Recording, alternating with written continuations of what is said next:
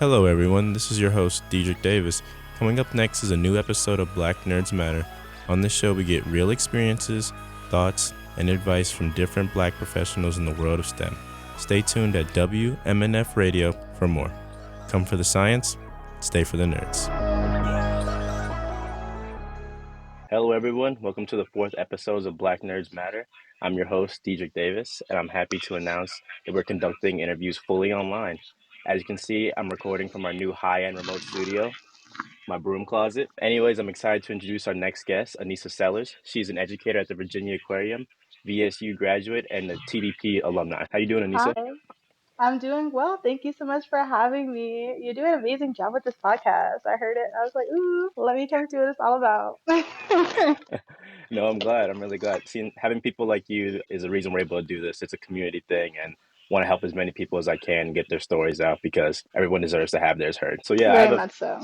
I have a few questions for you. Hope you're planning on answering them. I mean, you're here for a reason, right? Yes. Okay, so how did you get into marine science? So I grew up in Norfolk, Virginia, so right on the beach. And so that's where I learned how to swim. And I just loved seeing all the animals. I want to learn more about them.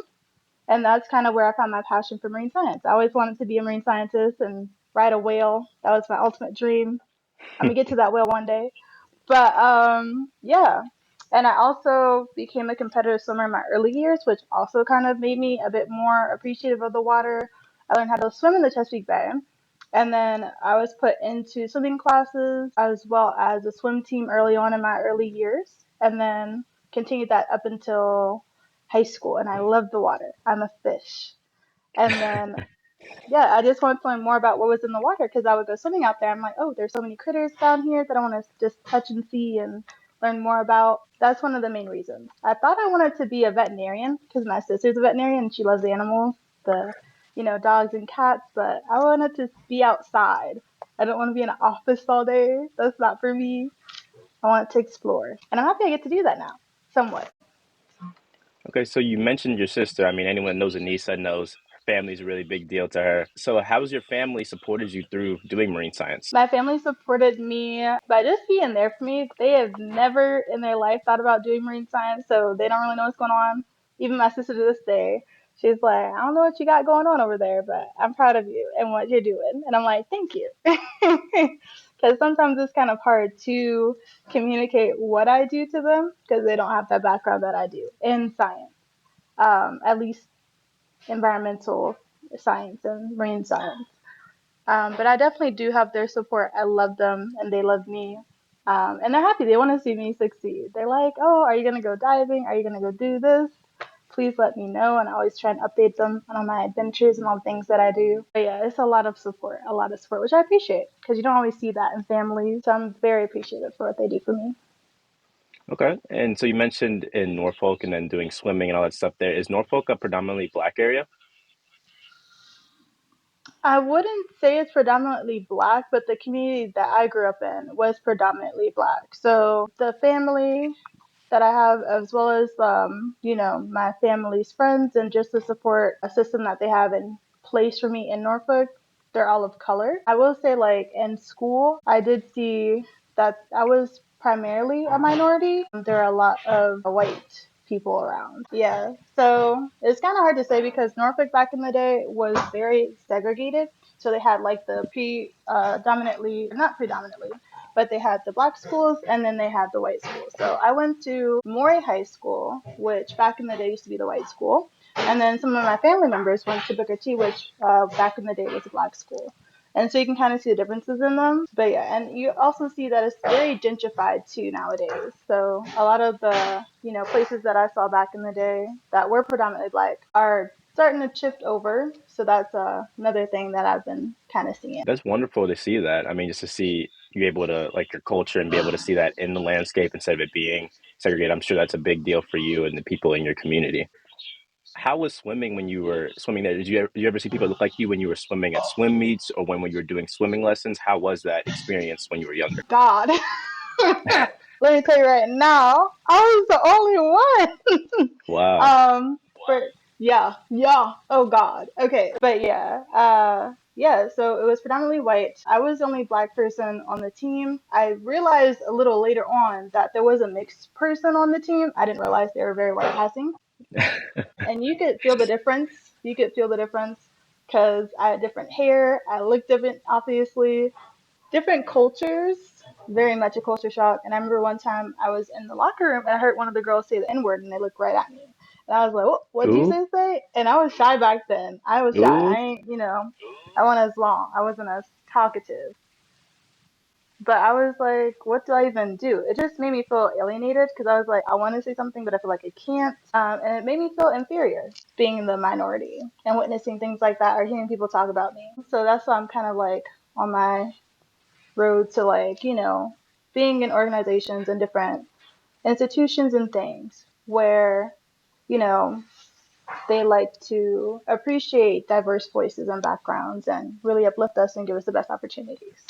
So trying to find my way in the world that way. That's awesome. Thank you for that. But no, I mean, Yes, yes.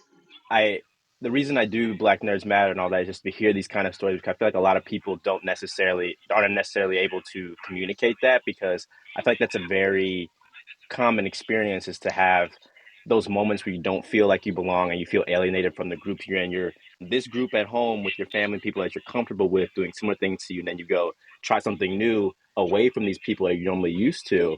And then it can be a whole culture shock and system change and all of that. So, can you help explain to me how you felt going to a situation like being in TDP and then working with Black and Marine Science and how that was different from being in a predominantly white area swimming and doing all these other things. So yeah, it was the best thing ever. I'm so thankful I got to meet all of you, but TDP was actually life changing. I feel like I wouldn't be in this position that I am without them. I would not have been able to go to Black Marine Science Week last year, where they had their inaugural conference, BIMS Week, in Norfolk, Virginia, which was even more amazing because I Your was like right down the hometown, street.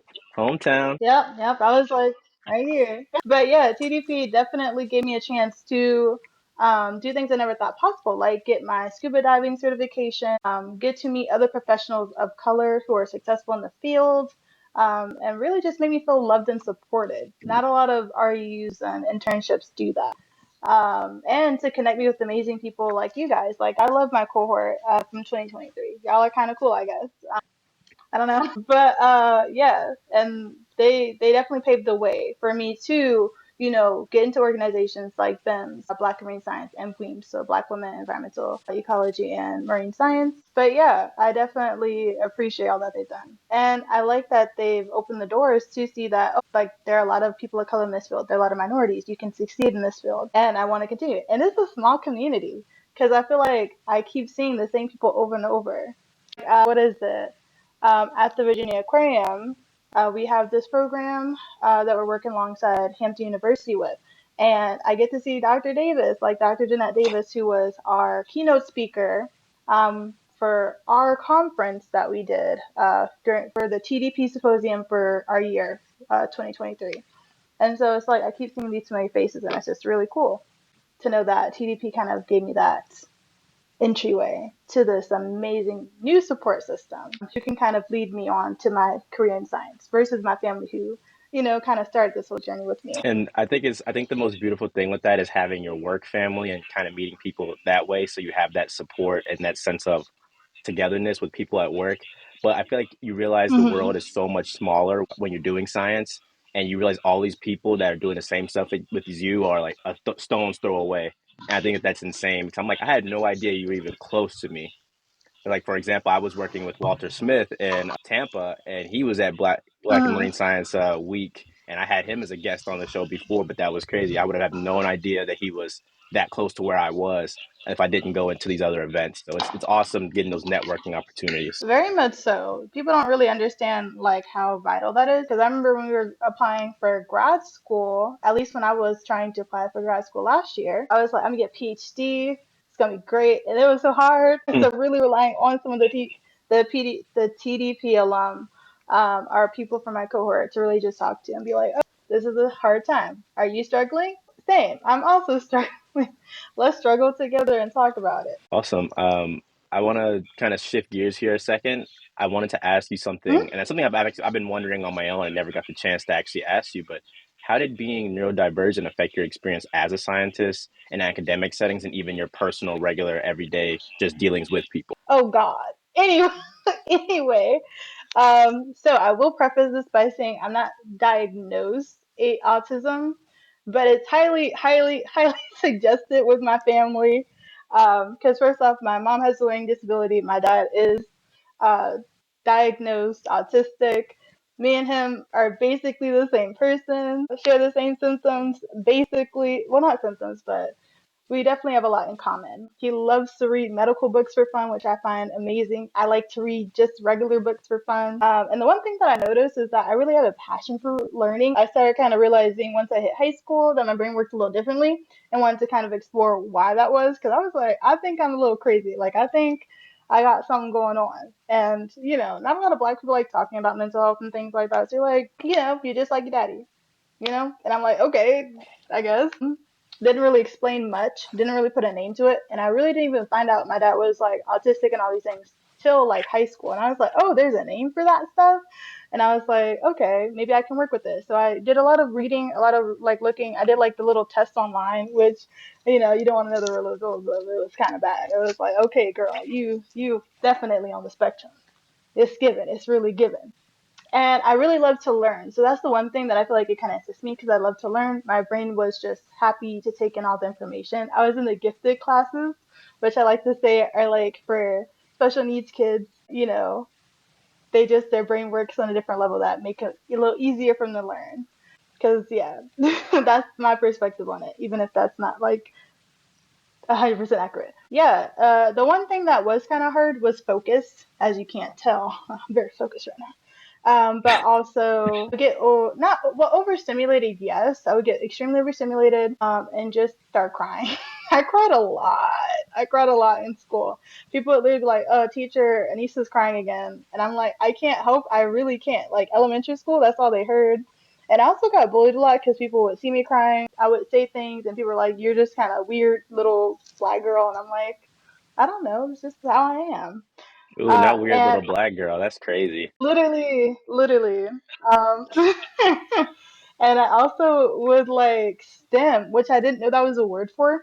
So one thing I love is like listening to music, and I'll listen to like the same song on repeat for like forever, and I'll like hum it, but in elementary school, I would hum it really loudly, and I never really knew what I was doing. And I got put in lunch detention one time for that because the teacher was like, "You're distracting the class." And I was like, "I'm literally humming a song," and I remember it because it was a song she had played in school, and it was talking about the different types of rocks, so like sedimentary rocks or the lava rocks or whatever. And it was a really good song. I gotta find it because it was so good. And I just kept humming it. And she was like, "You're distracting the class. You're going to go to lunch edition." I was like, "That's not even fair." So it did cause, some issues, but I think it did honestly aid me because it definitely helped me to like do well in school because I really like to learn. I always wanted to find ways to make my brain learn. And that's kind of one of the reasons why I wanted to get into education. Not initially, but we can talk about that later. Okay, after some technical difficulties, we're back. Anissa's on her trusty computer now. So you were speaking earlier about how you were in school and you were stimming and different things were happening. And you got in trouble. You even went to lunch detention for that. How did those kind of situations prepare you for dealing with people later on in your life, knowing that they might not understand you and why you do the things that you do? I'm not gonna lie, it made me hella insecure. And I think that's why I am quote unquote high masking because I learned to be like kind of suppress that part of me because I realized that's not something people are going to understand or accept.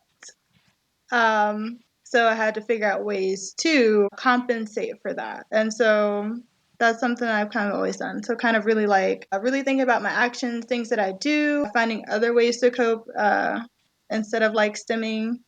Like if I do start to hum, I'll try and like do something different, kind of catch myself because I was like, that's not something that I want people to criticize me for or punish me for because I can't control it. So that's been a journey. I'm still on that journey, trying to figure out who I am. And I think that's why I felt so comfortable for TDP because I was like, these are all people of color, all different mindsets, and backgrounds. I can kind of be my real self. Maybe I was a little too much my real self because you already know I No, got you weren't. You weren't. No. okay. I know. Yeah, you were awesome. As long as you weren't trying to pet stingrays and stuff, then it was fine. That's true. Don't tell So, Peggy or Paula because I may or may not have touched a couple more things. They don't want to know. okay, I'll make sure not to send them this one. Please. So with all of that being said, is there any advice you'd give to somebody that's going through the same kind of things as you and has a mind that's not the same as everyone else's? I know you said you suppressed that part of you, but do you think there's any way you could help someone not feel the need to do that?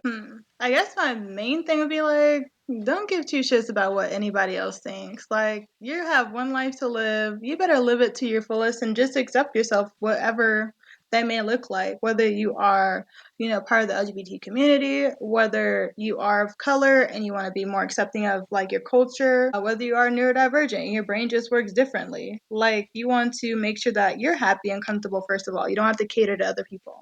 And I felt so, and it's crazy because I would cater to like, people who really didn't even give a crap about me. And it's like, what? The people who do care and love and support me don't care who I am or what I am. Like, I can still remain professional, but I can still have my moments, and that's okay. Like, I can still, be a productive member of society, still, have the brain that I do. And if you aren't able to be a productive member of society, that's still okay because people have different levels of, ability and functionality and like just how their brain works. Like, it's all okay. You're born the way you are, and what anybody else says. I don't, that's okay. But yeah, and if you don't know what kind of brain you have, like if you've never been introduced to like being neurodivergent or things like that, just take the time to just look some things up. Follow some content creators on TikTok or Instagram or YouTube and try and figure out, if this is something that's for you. Because I never really understood. And I think it's worthwhile when you understand who you are in all aspects. Like, how does your brain work? What kind of things? Because then it can start to kind of begin that healing. Like, who are you? What works for you neurodivergent brain wise, or just it just makes you, I feel like grow as a person, be the person you really want to be. Because I feel like I've grown so much in these past years because I kind of went on that journey of what the heck, my brain is kind of weird. Let me figure out what's going on and accepting that and learning how to cope and different mechanisms and just embracing it, all these things. So, yeah. I think that's really powerful. Are you aware of the term savant syndrome? What is that? So savant syndrome is it's when someone's neurodivergent can have a really high level skill at something that you wouldn't think would be possible. Like for instance, I saw this guy who they'd fly him around in helicopters, and he'd once he'd come back down from the helicopter, he could draw a detailed image of everything he saw, like the entire landscape below him. And that was because he was neurodivergent. His brain worked in a different way that we couldn't understand. He's like they called him like a human photograph, like a human camera. And there's another guy who's a human calculator. You can give him any numbers, he could divide them, multiply them, and do whatever. And I think that that's a very powerful thing that people don't understand is that for some of these inventions and some of these super cool things that are going on, just these very that you would say as something only a smart person could do or whatever. That's something that a lot of neurodivergent people are able to do because their brains work differently than ours, and it gives them a lot of unique strengths that we don't have access to. You may deem some of the things that they have as inert weaknesses, but they're not. They just work differently than us, and I think that there's value in that no matter who it is. Very much so. Like, I feel like that's another thing that I really want to emphasize as part of like diverse minds and representation in all the things in the media and science and STEM because, we have different perspectives that can bring about so many amazing things to our society, whether that's art or inventions or just a different way of thinking completely. I really want people to just embrace it, whoever you are, and just kind of go on that journey of like, what is my brain? Who am I? Because it's important, to be appreciative of all the things that make you up. Because you could be special like that. Absolutely. Like, that's a superpower. Love it. Yeah, I absolutely agree. I mean, one of my favorite cartoons when I was a kid, The Grim Adventures of Billy and Mandy, was Oh made by somebody who was gosh. autistic, and I never knew that. I can see that the different kind of thinking could bring up something like that. And someone who would think in a normative way, not necessarily have that expanded level, wouldn't be able to think of all those crazy, wacky, cool, funny things that was going on in that show. And that's just something that I think about sometimes. It makes me think, people just are different, but that doesn't mean worse or better. It's just different, and that's okay. Very much so. That's something that I'm still kind of figuring out because I feel like you saw me do this a lot. Literally in this interview, I kind of doubt myself, or like I'll backtrack and be like, oh God, I was a hot mess, because Lord knows I was a little bit of a okay, I'm gonna stop that right now. But, really just being like, I'm just different, and that's okay. It's a journey. It's a journey. I'm not fully there yet. I'm still learning, like, how my brain works, what kind of neurodivergent I really am. I low-key might, I've been thinking about actually getting formally tested to kind of see, but like, I kind of don't want to just because it just seems like a lot for me at this moment. But I don't know. We're on this journey. It's not something that, you just wake up one day being like, oh, okay, I know what I am. This is it. It's like, oh, okay, I have a good day, I have a bad day. We're figuring it out day by day. That's all that matters. So, did those experiences in school and not being necessarily as understood as you would have liked, did that draw you to K through 12 education and make you want to be an educator? Not really. When I tell you I didn't really see myself going into the education field, all my life I was like, I would never be a teacher. Never. You wouldn't pay me $1 million to do it. Now look at me, I'm a teacher, basically. But I did have people who supported me and kind of made me realize that education is important, but also that if I understand something, why not help other people understand it as well?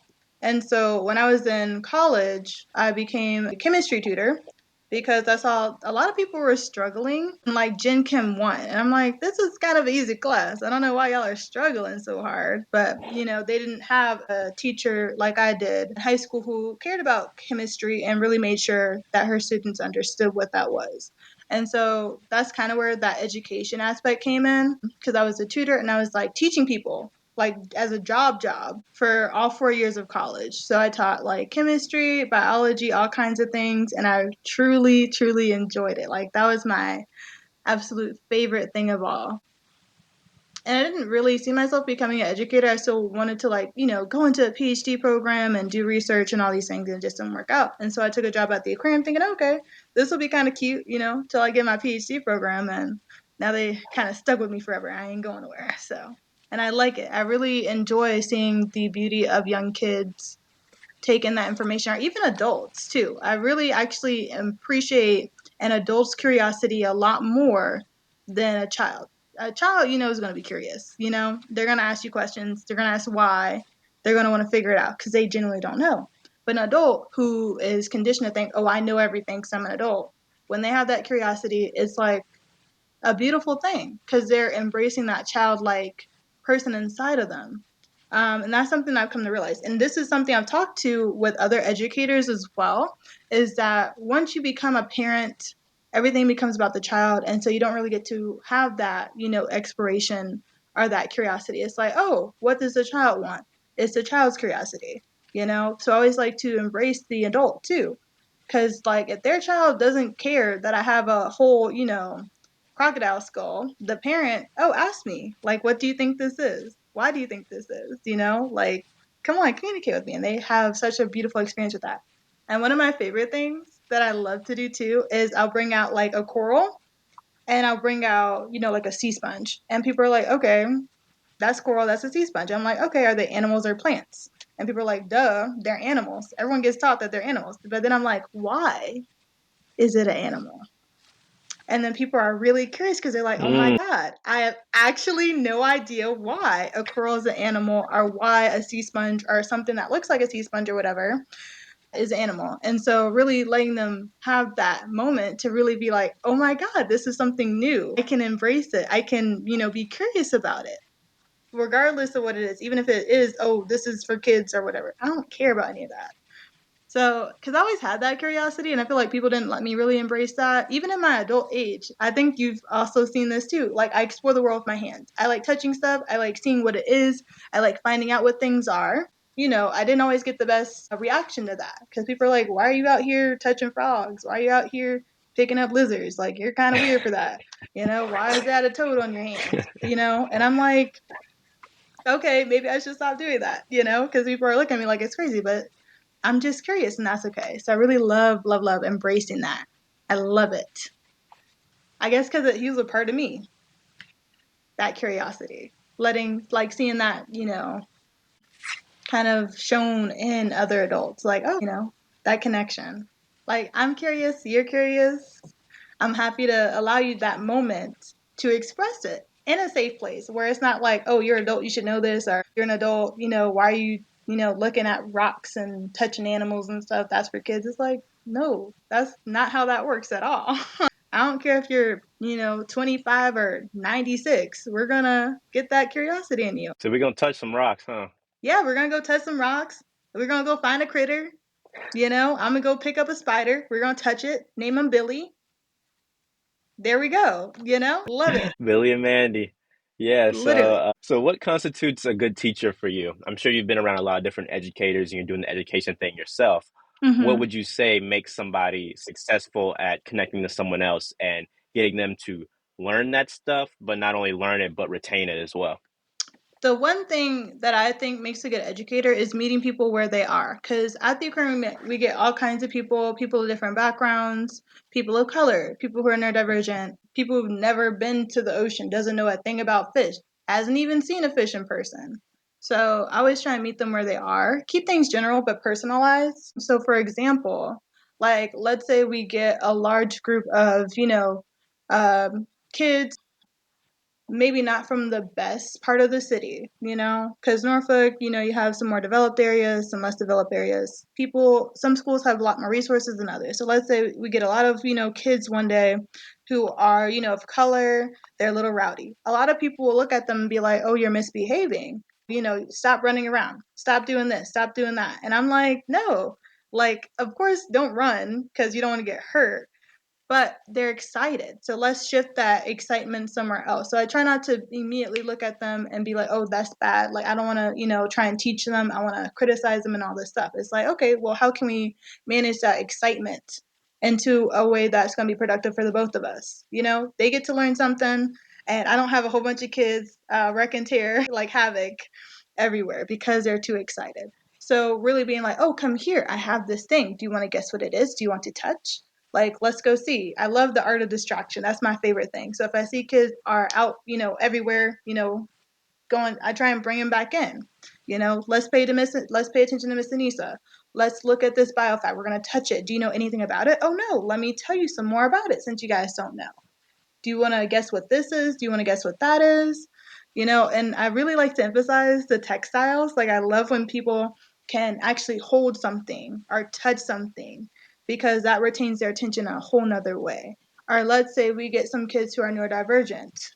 For example, I had a child who was neurodivergent, at least I think they were, just in their mannerisms. And so instead of being like, oh, they can't do this activity, being like, okay, how can I accommodate them so that they can enjoy this activity alongside everyone else in a safe way, in a way where they get that experience without, feeling prejudiced or, feeling excluded.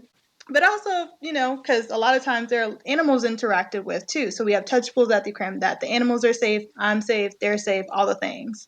So that's why I also have toys. Like, for instance, if I'm at our Moon Jelly Touch exhibit, and we have a child who may not understand quite yet, like, they could be like 10 years old, whatever. However, their brain just doesn't allow them to understand, like, some things you have to be a little bit more gentle on because, that's just how their brain works. Or they get really excited and they, like, throw their hands around and they're super happy because they use, like, that's just how they express their happiness. So, really guiding them, taking that time, like, okay, let's try this together. Let's, let me demonstrate it for you, or can you demonstrate it for me? And let's do one or two touches and let's, move on and let's look at some more things because there's so many more things to see. So really being patient, I feel like. And meeting people where they're at rather than being like just judging them offhand, like, no, nope, I'm not going to deal with that. Or, oh, no, they're doing too much. We're not going to deal with that. It's like, no, I like it. I think it's a personal challenge for me each time I go to the aquarium. Because one thing about it, you'll see Miss Anisa first thing in the morning, 8 a.m., loud and happy. Good morning, y'all. People hate that. They're like, girl, it's literally 8 in the morning. Why are you so happy? Because I'm at work and we're going to learn some cool things today. We're going to touch some cool things. And, I always like having a whole bunch of different things on hand to meet different people. Because one time I had this family who were blind, so they didn't have as much vision. I guess I don't know how to say words sometimes, but they just had a lack of vision. They were blind. Can I say that? Regardless. Anyway, Yeah, visually impaired is what I think I'm trying to visually say. challenged. Yeah, Yeah, village. Yeah, I was trying to I was find gonna say like visually the. challenged. I wasn't. Yeah, There you go. I was like trying to find yeah. I the. think visually impaired is probably Yeah, better. because blindness is a spectrum. Anyway, but yeah, so I literally, when I tell you, I went in the back and found everything that they could touch. I was like, we're gonna touch the Komodo dragon skin. We're gonna get out, some crocodile skulls. Like we're touching everything that you actually can't see.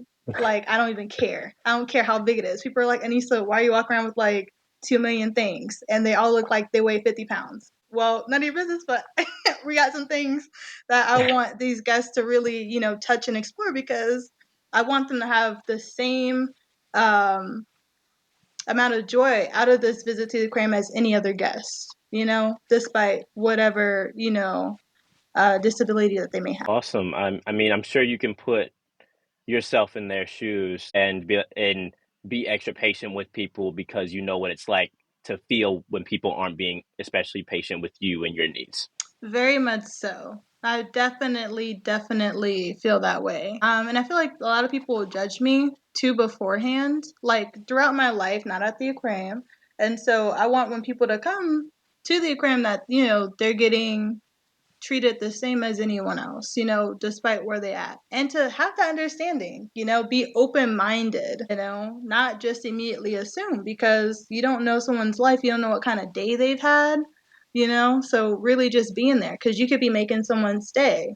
You could, be making this a special moment for someone who may go into this career later on in, the future. And they can make beautiful, accomplishments in this field, our inventions, our improvements to our world. So I really like to try and highlight that. Keep that in my mind. Like this could be a special moment for someone. If it's a regular moment, okay, that's fine too. But I want to make sure everyone's getting the most out of this experience because it's sad, but it is unfortunately a privilege to go to the aquarium. Um, because not Hmm. everyone has access to water like we do on the East Coast. Or, if you're in the middle of, the desert, maybe you don't have an aquarium to go to.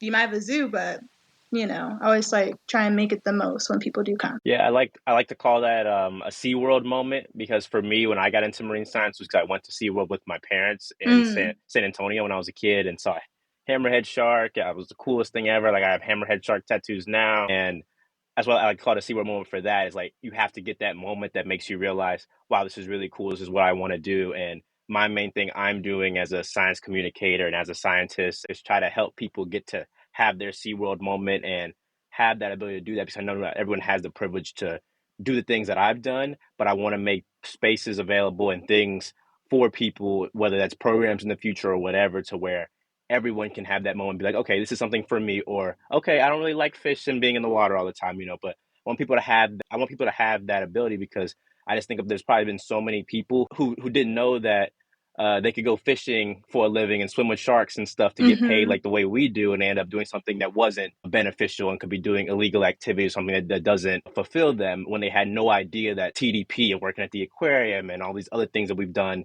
in the last few years exist. So I try to do as best I can to give people their SeaWorld moment because I wouldn't be where I was today if my parents didn't take me there. I definitely felt that. I definitely do. Because we get people from all over, and I want to make sure that they also have that SeaWorld moment. And one thing about me, too, I also have different opportunities for people. Like, if I'm like talking to a guest and I hear their experiences, and I'm like, oh, wow, you should look into this because I think that'd be an amazing opportunity for you. Because I want them to, embrace all that marine science encompasses. And if they don't like it, that's okay. That just points you into another direction. What career you could have, what do you like, what can you, really flourish in this world.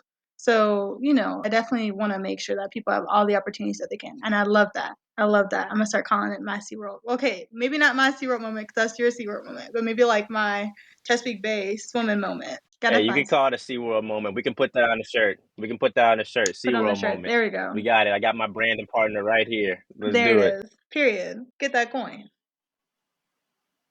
Yeah, so and this will be our last question for you today. Okay. What advice would you give to anyone pursuing STEM or a gap year like you've done? I'm not sure if you're still looking to go into higher education afterwards, but what would you give advice would you give to somebody going into their next stage of work and science after undergraduate?